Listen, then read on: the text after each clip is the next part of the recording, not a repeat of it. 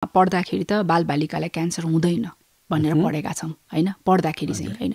तर अहिले विकराल रूपमा चाहिँ तपाईँको चाहिँ यो बाल क्यान्सर पनि बढ्दो क्रममा छ। बालबालिकालाई ठुलोको जस्तो तपाईँको चाहिँ क्यान्सर लाग्दैन। बालबालिकाको भिन्न किसिमका क्यान्सरहरू छन्। जस्तै पहिलो नम्बरमा आउँछ ब्लड क्यान्सर, दोस्रो नम्बरमा आउँछ ब्रेन ट्युमर, तेस्रो नम्बरमा आउँछ लिम्फोमा, चौथोमा आउँछ तपाईँको मसल्सका क्यान्सरहरू हैन।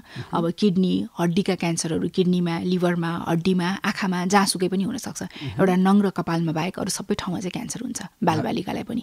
तर ठुलोलाई हुने जस्तो फोक्सोको क्यान्सर अथवा पाठेघरको क्यान्सर, ब्रेस्ट क्यान्सर यिनीहरू चाहिँ हुँदैन। अब धेरै जसो बच्चाहरू सानै हुन्छन्, उनीहरूले थाहा पाउँदैनन् किनकि यो गाँठो नदुख्ने भएको कारणले गर्दा उनीहरूले कम्प्लेन पनि गर्दैनन् कि मेरो यहाँ गाँठो आछ अथवा दुख्या छ भन्ने।